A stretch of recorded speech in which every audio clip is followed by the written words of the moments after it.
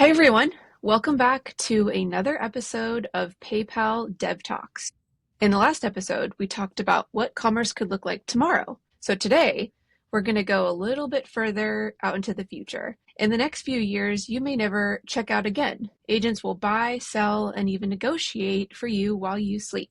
Joining us today is Nixon Din, a director of product focused on agentic commerce here at PayPal. Nixon brings an extensive background in tech and payments and is going to share more about what we're doing now for the future of commerce. Nixon, welcome. Can you share what you're focused here on PayPal and what challenges are you working on solving?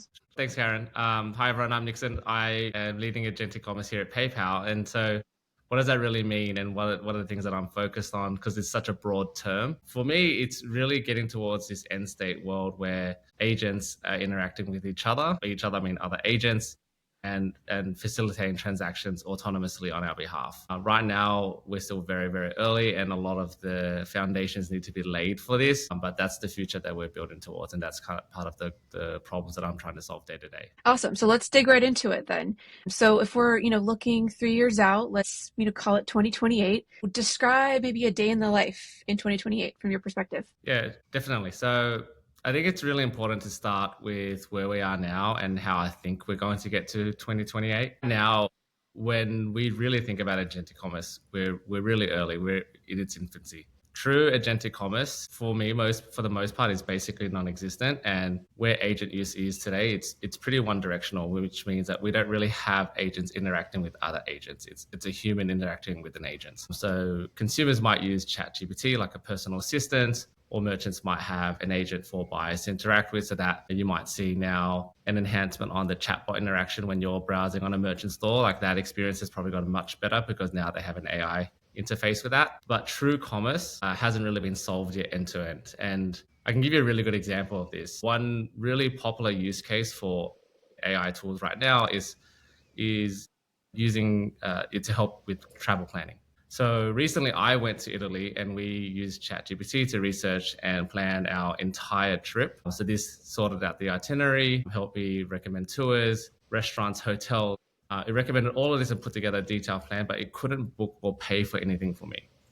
While this was really, really useful, it saved me a lot of hours of research. It really is, at its foundation, just a stronger, a much more powerful version of a Google search. So we as consumers still need to go and book and pay for everything. And that's what I mean when I say that agentic commerce isn't really existent today. The last mile of payments hasn't really been solved yet. And so, fast forward a few years, I think the world is going to look very, very different. I think we as consumers will have personal agents who will be able to do like this research and plan my trip and give me an itinerary. And then once I review and confirm this, the agent can go ahead and book and pay for that trip using my digital wallet. And the agent will be able to do this with also like the given scope and requirements I give it. So for example, I might ask it to find the best deals, give it specific preferences, and ask it to stick within a specific budget as well. On the other side of that, sellers may have sales agents too. These sales agents may be able to negotiate the best prices, source the best packages or deals, handle any operational queries, and interact with my personal shopping agent. And a lot of commerce will happen agent to agent with minimal human intervention. And that's kind of where I see 2028 heading. And you want to take this a step further. Imagine your personal agent books and pays for all of this, and you at some point get a flight cancellation. Your agent could automatically detect this, go ahead and find you the next best alternative flight home, or to your next destination, rebook your hotels, request your refunds for you, and potentially even file a travel insurance claim on your behalf. Yeah, what I'm really hearing is that kind of the agent to agent is really going to take a lot of the guesswork and a lot of the time and energy it takes for us to get through those final legs of booking travel and doing other things. So it's exciting to hear your perspective. When we're kind of thinking about building out products, what needs to happen to get there? Yeah, that's a great question. So the industry as a whole, as I said earlier, we're still in the very early phases of this all, but I think that's what makes it really exciting to be working on this right now, because we really get to shape the experience of the future. And so while daily use of tools like ChatGPT is growing week on week, the true agentic use cases and usage is still pretty low with early adopters. And I think there are a few reasons for this. On one side, for consumers, the people actually spending their money, they're still learning how to use the AI tools like ChatGPT or your agentic workflows, or how to like actually use agents to automate their life. And there's a kind of a trust element to that. So even if you have these tools, do you trust what it's actually doing? Most consumers, like their entry into using most consumers, their entry into using AI is just a replacement of Google search. But what you quickly realize is after you use it for a little bit is that it's much more powerful than that. And so while usage is growing, consumers need to shift from early adopters to power users, and that's going to take time in itself to happen. And then on the other side of this, for merchants and developers, they need time to build out the infrastructure to support true agentic commerce. And so while PayPal has launched our MCP server and our agent toolkit, it's far from supporting all the use cases we envision it for. This goes the same for other merchants and their businesses who will need the time to invest and build out the necessary infrastructure to support agentic commerce end to end. A lot of the platforms and infrastructure that was also built today was designed with humans in mind as the primary users. And so much of what exists today will need to be rebuilt to be fit for purpose to serve this new world where agents are acting on our behalf. Building this infrastructure does take time. Building trust among users and sellers will also be really important to get us to what I see in the future. Right now, everyone really does see the potential. When we talk to customers, people see the potential of AI in the real world. The use cases are there. It's prevalent. But these things aren't easy to build because this stuff takes time. But it is coming, and we're seeing it now with many of the new startups coming up we're seeing this now with many of the new startups being funded from VCs. A lot of these are AI first companies who are rebuilding infrastructure for the new agent economy. What are we building in terms of infrastructure to enable this? Yeah, so as I mentioned earlier, we launched our MCP server and the agent toolkit earlier this year, and like that was pretty meaningful for the industry. So why that was meaningful was there was no consistent way for AIs to talk to each other. Everyone had been building things in their own ecosystem. This MCP made it accessible for agents to access APIs that businesses already have. So that's live. But for things to really, really scale, and when we think about the context of commerce, we just go back to some first principles and what actually needs to happen in commerce, right? There's, in a transaction, we have the authentication piece. So this is like identity, recognizing who you are, verifying that you're the user. You do this today when you log into your account. We verify you as a user. There's the order piece, so this is finding what you want, discovering the purchase. Maybe that's a good, maybe that's a service, and then maybe be able to place an order. There's the payment piece, which is what we do as well at PayPal. So facilitating the actual money movement for that order. And then there's all the post-purchase support too. So what if you did a refund? What if you have to track your order, raise a dispute? So there's 4 phases of this that we're all working to build out. And so while we have built our MCP and the tools, we only support some of these things, not everything. And we want to make all of this applicable for agents going forward. So that's a lot of what we're thinking about on our roadmap today. And how is PayPal uniquely positioned to do all of this? Yeah, so that's something I think about a lot. And so right now with PayPal, I think a lot of this comes back to the strength of our network. PayPal has a very strong two-sided global network with over 400 plus million consumers and over 30 plus million merchants globally. And this is a network that has built credibility in online payments over the past 25 years. Now, does that mean we have everything figured out and we know what we need to build for the future of agentic commerce? We certainly do not. We, like many others, are taking a lot of bets. But if anything, that experience and history has taught us but if anything, that 25 years of experience and history has taught us that when it comes to commerce, certain things will always still hold true. And so we anchor to those principles that guide us in our decision making. And those are some of the things I mentioned earlier around authentication, ordering, payment, and post-purchase. And so, what does that mean? Agents need more than just intelligence for commerce to happen. They need a secure universal transaction layer. And that's where PayPal is working to address areas like identity, payment authorization, fraud detection. These are all principles facilitating commerce that exists today, but we just need to figure out how to make this scalable in a world of agents. So what do you see as some of the biggest challenges in making agent-to-agent commerce work at a global scale? Yeah, so I think it's worth me sharing with you some of the things that really keep me up at night, especially as of late.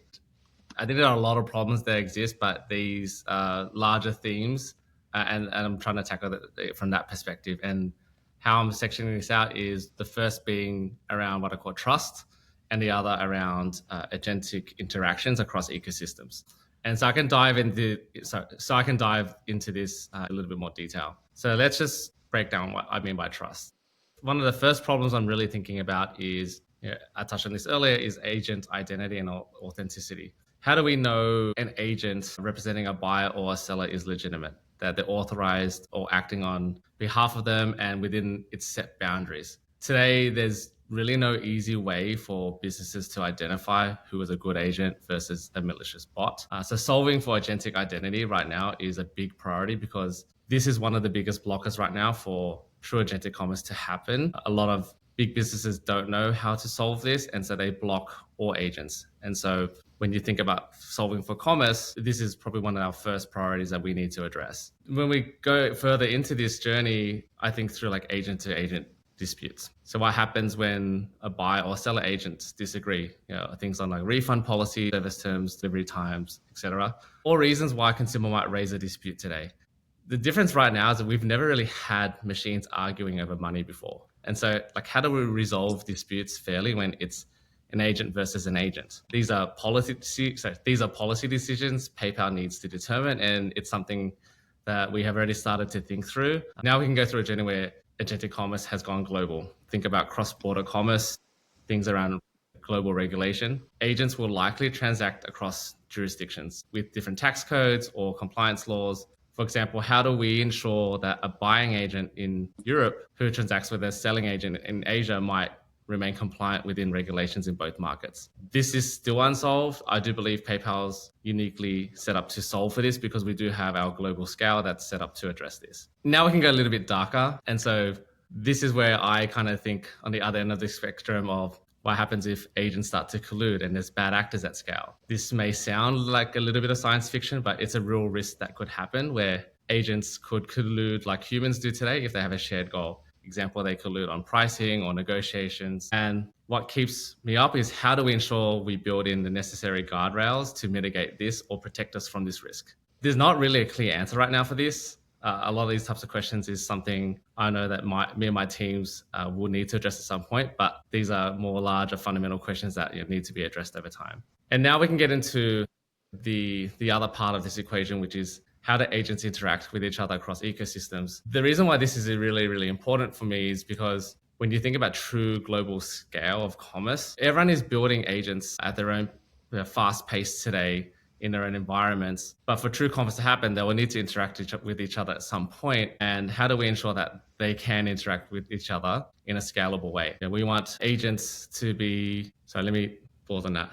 So when I break that down further, I think through what it means when we have fragmented agent ecosystems. Right now, OpenAI, Anthropic, Google, Meta, they're all pushing their own agent ecosystem, and it feels like a race to the finish line. And so, what I want to avoid is us having these walled gardens, so to speak. And how do we ensure PayPal stays neutral across all of this, and we can be the payments facilitator for all of agentic commerce? Then the last piece of this is around, human agency versus autonomy. Agents can act autonomously, but how much control should we really be giving up? And you might be asking, well, why does this really, really matter? Well, it matters because we need to think about how we design our systems where we can still give agents autonomy, but give humans the ability to maintain control when it's necessary. This is about ensuring that we have like the guardrails and override. This is about ensuring we have the guardrails and override mechanisms in place in the systems that we build. And so, some of these are still very philosophical. Some of these are still very philosophical type questions that I don't know if anyone has the answer to right now. But nonetheless, these are really important questions and problems that need to be solved. And again, it's a big priority for my teams to figure this out. Yeah, absolutely. And I think, that's part of the spirit of what we're all working towards, is figuring out these questions and, talking with others in the ecosystem. And so that, really includes everyone and, our community of developers and folks that are building with PayPal.